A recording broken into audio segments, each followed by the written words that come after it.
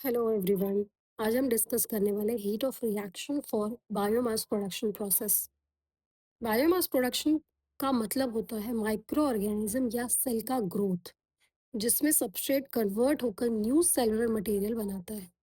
जब cell grow करते हैं तब उनके अंदर बहुत सारी बायोकेमिकल रिएक्शंस चल रही होती हैं।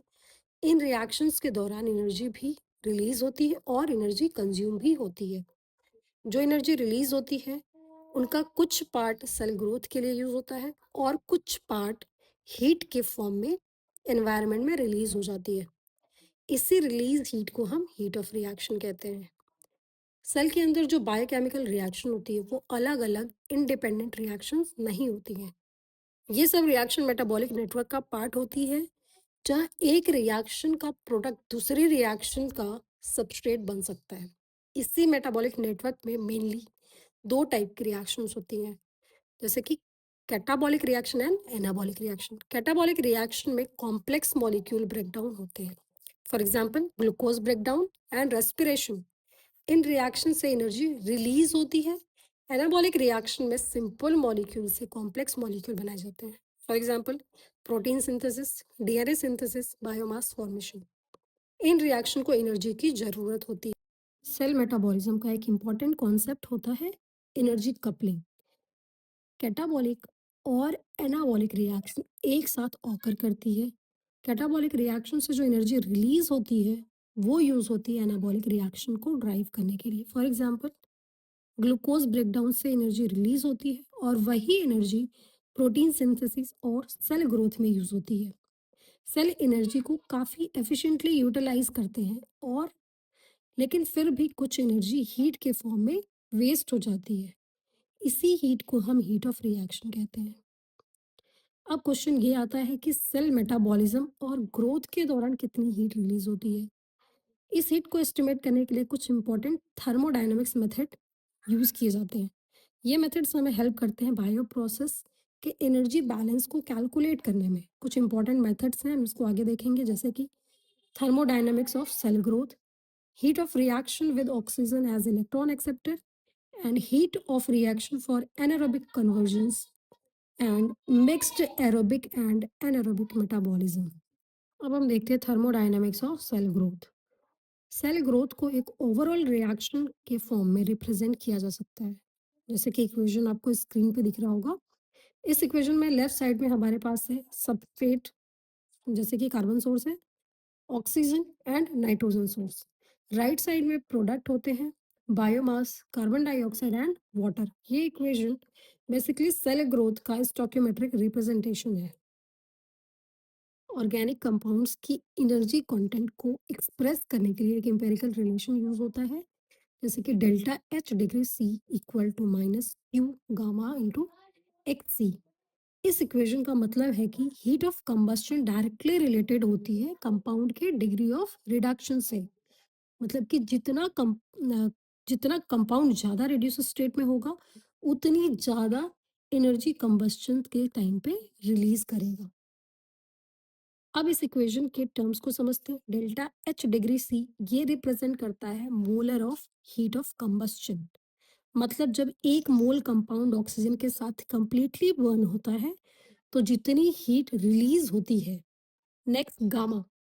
गामा को कहते हैं डिग्री ऑफ रिडक्शन। ये मेजर करता है कि कंपाउंड में कितने इलेक्ट्रॉन्स अवेलेबल हैं ऑक्सीडेशन के लिए। जितने ज़्यादा इलेक्ट्रॉन्स अवेलेबल होंगे उतनी ज़्यादा एनर्जी रिलीज होगी। एक्स सी रिप्रेजेंट करता है कार्बन एटम्स के नंबर ऑफ मॉलिक्यूल्स को, एंड क्यू रिप्रेजेंट करता है heat release per mole of electron transfer to oxygen. Interesting बात यह है कि क्यू का वैल्यू बहुत सारे ऑर्गेनिक कंपाउंड के लिए लगभग कांस्टेंट होता है। नाउ नेक्स्ट देखते हैं heat of reaction with oxygen as electron acceptor.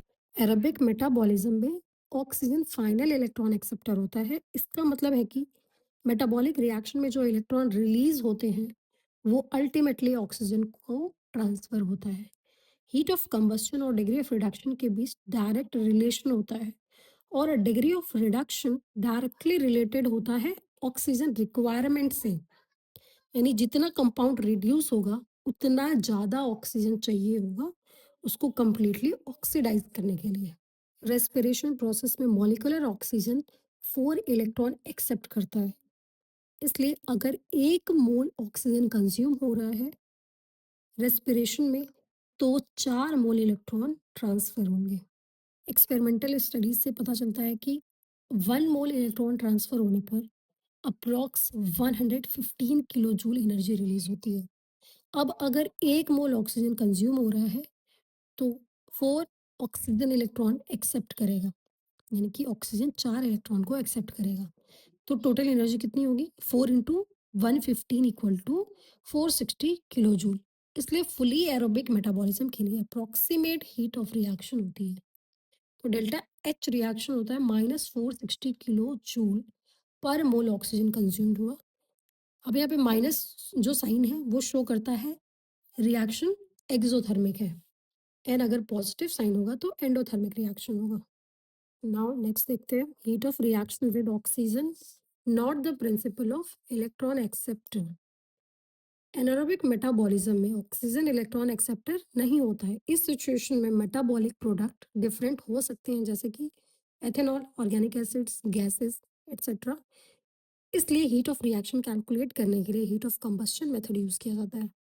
Anaerobic reaction के लिए हीट कैलकुलेशन के लिए एक इक्वेशन यूज होती है, delta H degree reaction equal to N delta H degree C substrate plus N delta H degree C ammonia minus N delta H degree C biomass minus N delta H degree C product, जहाँ पे N number of moles होता है, degree of delta H degree of C होता है heat of combustion. ये equation basically total energy balance calculate करने के लिए यूज किया जाता है। नेक्स्ट देखते हैं mixed aerobic and anaerobic reactions. इसमें क्या होता है? रियल बायोलॉजिकल सिस्टम में मेटाबॉलिज्म या तो प्योर एरोबिक या प्योर एनारोबिक नहीं होता है। कई micro organism mixed oxido reductive metabolism show करते हैं, मतलब कुछ रिएक्शंस ऑक्सीजन के साथ होती है और कुछ फर्मेंटेशन पाथवे के थ्रू होती है।